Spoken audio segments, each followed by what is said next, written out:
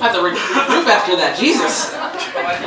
Alright, we're going to keep this show rolling right along. Next comic coming to the stage, as Monty Python once said, and now for something completely different, the comedy songs of Jon Gelberg, everybody!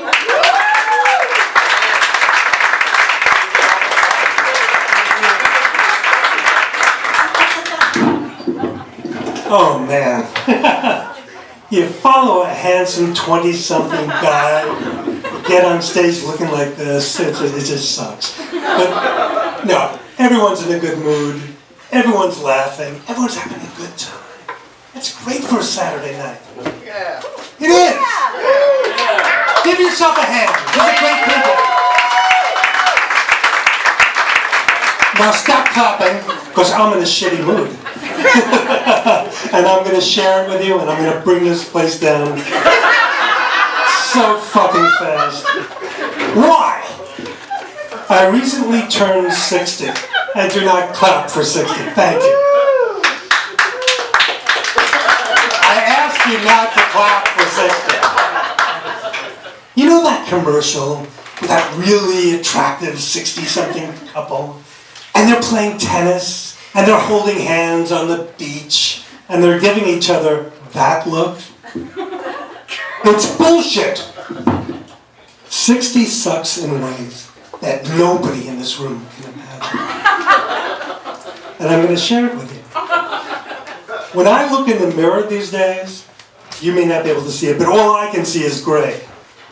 And my wife, who's stuck with me all these years, and is so supportive, said, "But John, it makes you look so distinguished." I say, fuck yeah! It distinguishes me from people who are much, much younger than I am. So how gray am I? I've counted. I'm exactly 60 shades of gray. And there's a big difference between 60 shades of gray and 50 shades of gray. In 50 shades of gray, there's a lot of hot, steamy sex. You're way ahead of me here. In 60 shades of gray, there's a lot of hot, steamy soup and broth and tea. In 50 shades of gray, there's a lot of bondage and spanking. In 60 shades of gray, there's a lot of bandages and spanks. But there are similarities. Both 60 shades of gray and 50 shades of gray involve a lot of hot, dripping wax. In 50 shades of gray, that wax is sensually dripped on her breasts, her stomach, her loins. You like the word loins? In 60 shades of gray, that hot wax is painfully applied to her chin, her upper lip, and those sideburns. I know, it's really cold. It's really cold, forgive me. As you can see, I'm obsessing on this whole aging thing. So I even Googled, what happens to a man when he turns 60? I shit you not. Page 1 of the results, the article, 5 scary things that happen to your penis as you age. I will spare you some of the gory details. I'll start with one, which is the most painful. It shrinks. 2, it starts turning in directions that it's never turned before. 3, it gets a little less sensitive, which I call post-mature ejaculation. And finally, like the rest of you, I know this is sick, it actually wrinkles.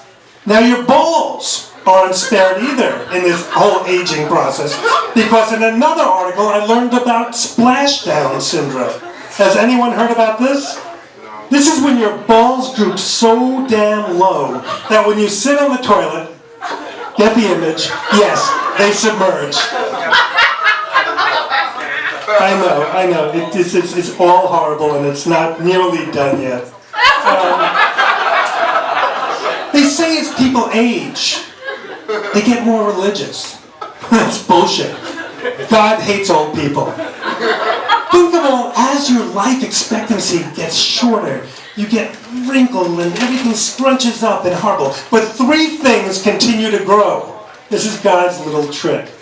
What grows as you age? What continues? Your ears, right? Your nose, and your feet. Are you getting the image here? God is turning all of us old people into fucking clowns.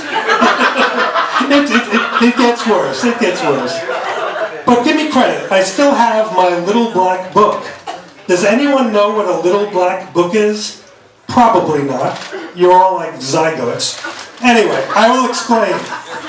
Back in the day when a guy was dating, he had an actual little black book with the names and phone numbers of every woman he had ever dated, anyone he was currently dating, and even his wish list for those he had hoped to date. And the only thing really interesting about my little black book was that 90% of the names ended in IE. There was Lori and Susie and Jeannie and Debbie. And not to brag, I'm still adding women to my little black book. And there's only one tiny difference. Instead of the names ending in IE, they're now all ending in MD. It's Nina Patel MD, Susan Berkowitz MD.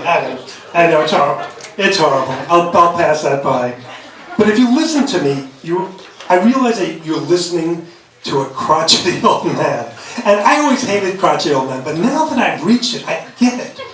There's no patience anymore. We have no tolerance for bullshit. I'll give you a great example. Let's go with the concept of thank you. Thank you. We say thank you for the stupidest things. We say thank you when someone who's already going through a door holds it for one more second. Oh, thank you. We're at the Motor Vehicle Bureau, and like after 4 hours you finally get your license. Oh, thank you. It's ridiculous. Not that thank you, there are places for thank you. Someone saves my life, God, thank you. Someone actually agrees at this stage of the game to have sex with me, oh my God, thank you. But here's my radical proposal. Let's get rid of the 99% of perfunctory thank yous. Right? And what do we replace them with? Fuck yous. That's absolutely right. Because assholes have gotten away with murder forever, and we just kind of listen and cringe. We don't say anything. But we can change the world. A guy starts acting like an asshole, and you call him out, fuck you! You know what? The first time it's an eye-opener. The 10th time, it's an epiphany. I'm not acting like an asshole. I am an asshole. Yeah. So maybe that person changes. Fuck you can change the world. I mean, it's like tonight. Some of you have been talking to your friends, not paying attention, not listening, not laughing. Fuck you! For the rest of you who have been attentive and listening to me and enjoying the show, thank you for being a great fucking crowd.